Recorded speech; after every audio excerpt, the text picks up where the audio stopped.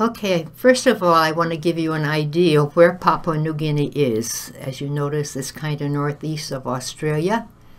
This is an outline of Papua New Guinea, kind of in relation to the rest of the world. Okay?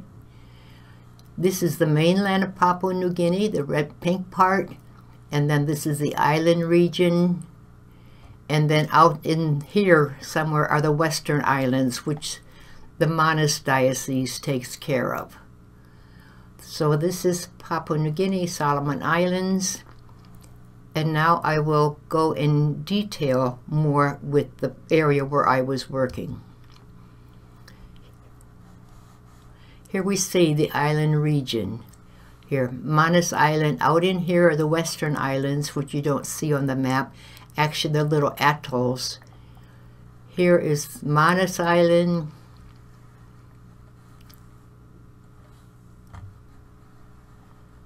New Ireland, the islands of New Ireland, and New Britain. Okay, our headquarters are here in Rabaul, okay? And then down in here is Bunapopa and Kokopo, which you would have heard me talk about in my letters.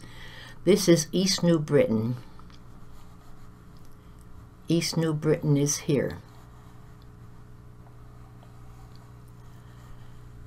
And we had many mission stations here. I was in Bunapopa, which is our headquarters, for a good number of years.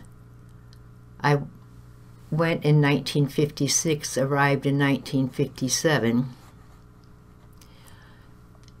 and I was there. In 1962, I went to New Ireland Diocese. That's Caving Diocese, and that comprises all of Manus, all of the islands here, and New Ireland itself.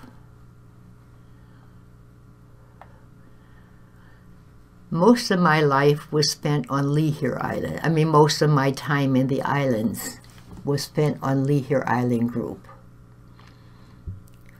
For some time, I was in the later years, in 1970s. A bishop asked me to be health secretary, which meant that I was looking after 10 health centers. We had health centers here on Tanga Island Group, on Lihir Island Group, on Tabar Island Group, in Lavangai Islands, in the Manus Islands, and then on the mainland here in Lemacot, and in the southern area of Manga. We had a nursing school here in Lemacot, which trained nurses for the islands, and we also sent them to the other dioceses, because the girls that we trained were used to working in remote areas. So that kind of gives you an idea of the videos that I'm going to show you, what it involves. Most of the videos will involve the Lihir group, because that's where I was for about 16 years. Lihir has the main island here, and then 3 small islands, Mali, Masahet, and Mauhur. I would try and visit these islands about 3 times a year, trying to check up on the nurses, check up on the people, I mean, weighing the babies, examining the mothers. And when I went, the sister who was a teacher would go with me to inspect the schools, encourage the teachers, more than inspect, I think. So I think I'll get the video started now, that you have an idea of where Lihir is. Lihir is about a 5-hour boat ride from the Matanai. And then it would be a 6-hour drive to Kavieng. Okay?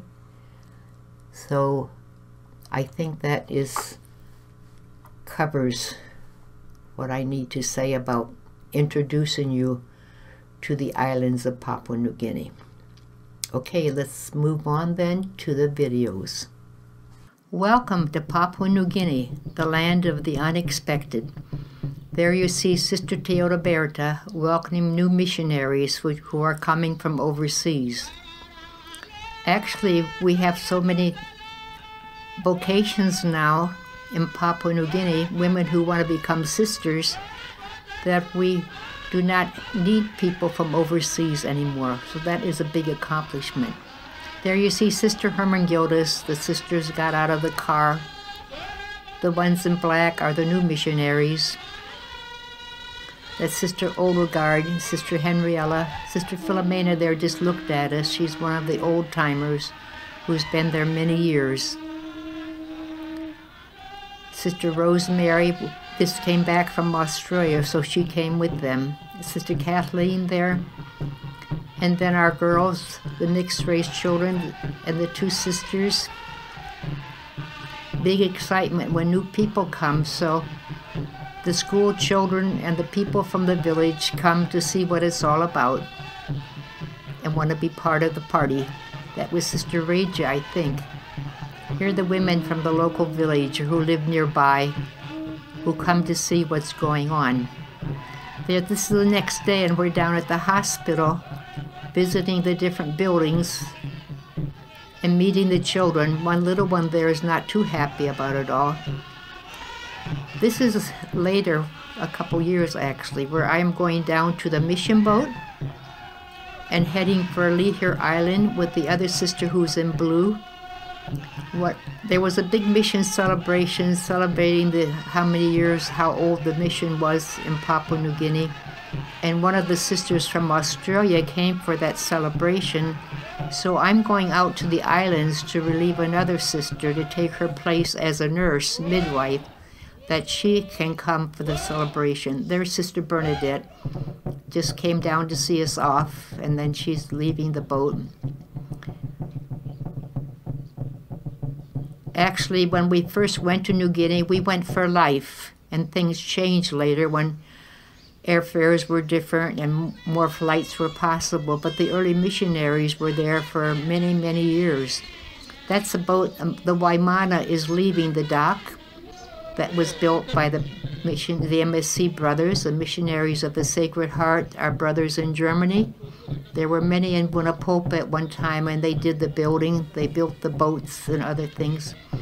There we are in Lihir. You see the women with the baskets. That's how they carry things. The baskets are suspended on their heads, and that's their traditional way of carrying. And sometimes those baskets are very heavy. The children were just waving because they know the bishop's coming for confirmation. That's Father Tom Keller leading the way, then Bishop Alfred Stemper. There's the archway of welcome to the bishop. The children running up the side of the hill, Father Tom. And there the children are all coming for Mass and for the sacrament of confirmation. Those on the mainland would have come here to Pali, which is the name of this place, our headquarters. And the bishop will also go then to the islands and have one celebration there for the people, the children from the 3 islands. Masahet is sort of in the middle, so Mauhor Island and Mali Island will all go to Masahet. There's Sister Margaret coming out with the children and the bishop posing. They have pictures, Our Lady of the Sacred Heart, with a nice little prayer on the back, which is a treasure for them because they don't have access. Sister Margaret and Bishop Alfred. And then the celebration with the people begins with dances, which will take several hours because the people are celebrating this great event when the children receive the sacraments. And we're only looking at one dance, but there's probably 4 or 5 dances going on. That's the kundu. It's a log that the men hollow out and then put a lizard skin over it to make a drum-like effect. Again, it's different dances. This is what we call the Solomon dance that the children are doing, and that's the duk-duk dance.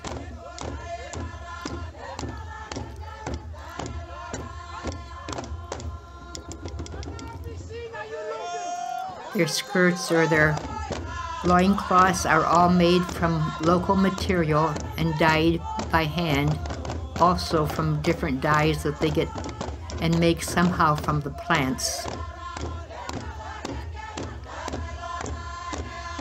I guess I got a long shot of this because the kids seemed so intent on it that I wanted to share it with the rest of the world. There they're beating bamboo for this dance instead of the kundu, which you saw before and you will see again.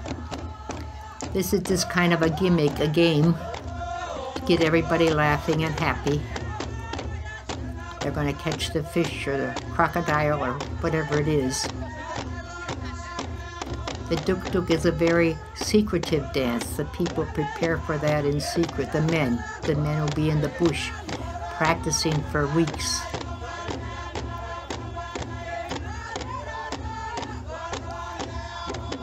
There's Sister Margaret and the bishop. It's another dance.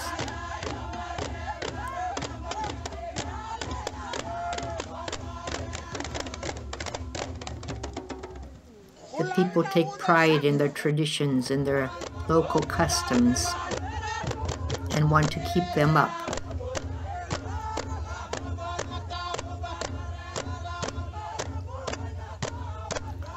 The villages will all have their own type of dancing, which they have prepared for this occasion. And then some walk hours to get here. And some will come by boat, the mission boat or speedboat. There's a few speedboats, but they were not very numerous at this time. There's a bishop shaking hands with the children and the women, saying goodbye. You'll notice the scant clothing because it's not readily accessible. We don't have stores in those places, and the people don't have money. At least at this time they didn't. I'm talking about 40 years ago. There's Father Vavro, the pastor of Lee here. There's Sister Fidelia and one of our little ones that we looked after. Sometimes the mothers die in childbirth, very seldom, but then we look after the children, or if I go out to the villages and find a child that's very well nourished. There's Sister Margaret. And it was a big thrill for us when we got a new kerosene refrigerator. The old one was kind of giving out, so we were able to get a new one.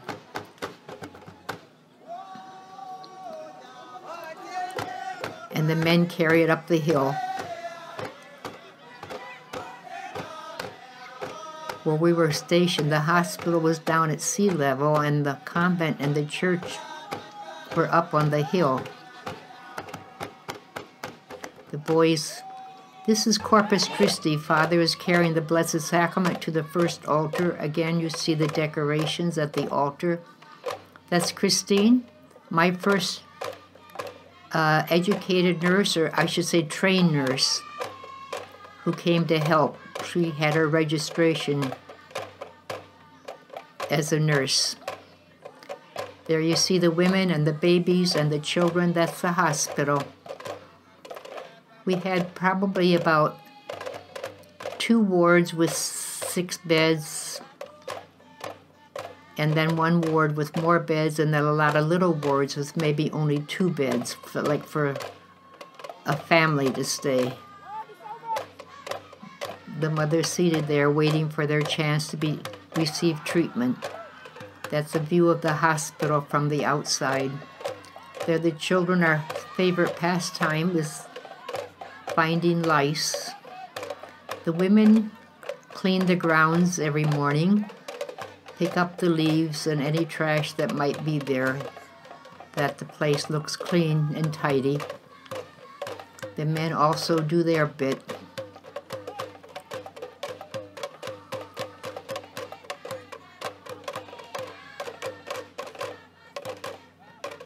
Those brooms are made of the stem from the coconut leaf. They take the stem out of the leaf, which is a very tiresome job, long time to do it. There you see a tapioca on the fire. You see the green containers. Those are parts of the bamboo. The bamboo is divided into segments. And you cut it below one segment and cut the segment off and you have it open. So you put your leaves or whatever you want to cook in that and then put a leaf on top to close it. Usually the women put some, if they're near the sea, which these women are, they would get some salt water, water from the sea, and put it in to give it a salty. And that was our maternity ward, which just flashed by there. And this is the treatment room, delivery room, store room. And there again you see the wards with the open windows. These are village houses where the people stay, like those who are caring for the sick or those who bring food for the sick. You see our nurses with me there in one of the village houses. Notice the nurses have the veil on. That was Australian custom. And we are a protectorate of Australia at this time. And they're just bringing a woman over for treatment. There the men are putting a new roof on the kitchen. The roof is made out of kunai grass. And because of the cooking, if the cooking is under the roof, it keeps the bugs out for a couple of years. But then it has to be renewed with new lats to put the kunai on. That was Sister Fidelia walking toward me there. There's a man carrying a bundle of kunai grass for the roof. I had the sign because I wasn't able to put any audio on it for years. And like I said, these films have been in the tropics probably for about 40 years, or at least in hot conditions. So you'll see bits of mold here and there. And we meet the boys. These boys are happy with their new shirts and pants, which came from America. People at home would sew clothes for us and send them once in a while. My sister-in-law, Lucille, made outfits for the baptism of the children. That's the old hospital seen from a distance, the maternity ward and then the main wards. During recess time, the children come to the hospital for treatment, usually vitamins or cod liver oil.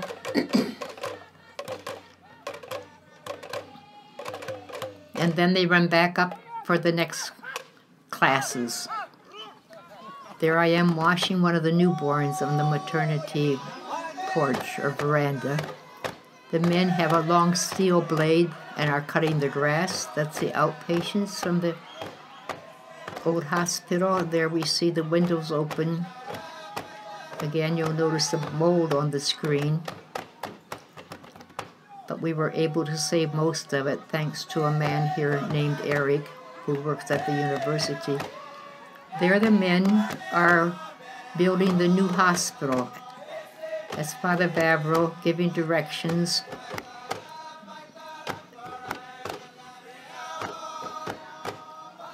They're making cement with the stone and the cement and the fine stones. The women carry all this from the beach, which is pretty far away, maybe not quite a half a mile, but getting close to it.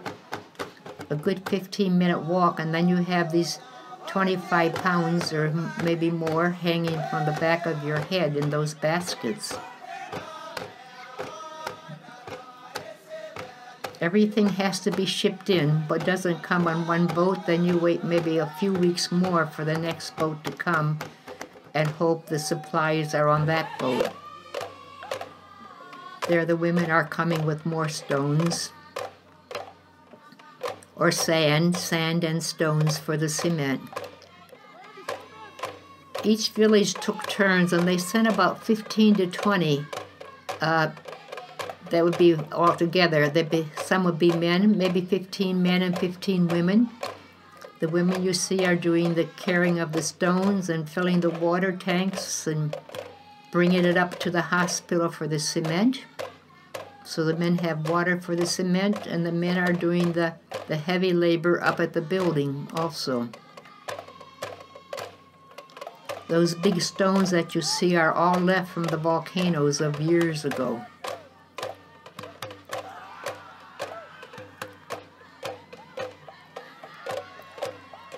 There I'm coming up with the Land Rover with supplies. We have a canteen there where we have the essentials like rice and dry biscuits and some clothing, what we said tinned fish, which means canned fish, a couple different sizes that the people can afford it, and maybe a couple cans of meat, a different variety where the people can buy. There I'm on the motorbike, which a man gave Dad money for, and he sent the money, and Father Joe Gleister bought the motorbike in Rabaul one time when he was in doing the shopping. Rabaul, you have to go by boat and then by plane, and so the supplies from there may become once a month, if that often.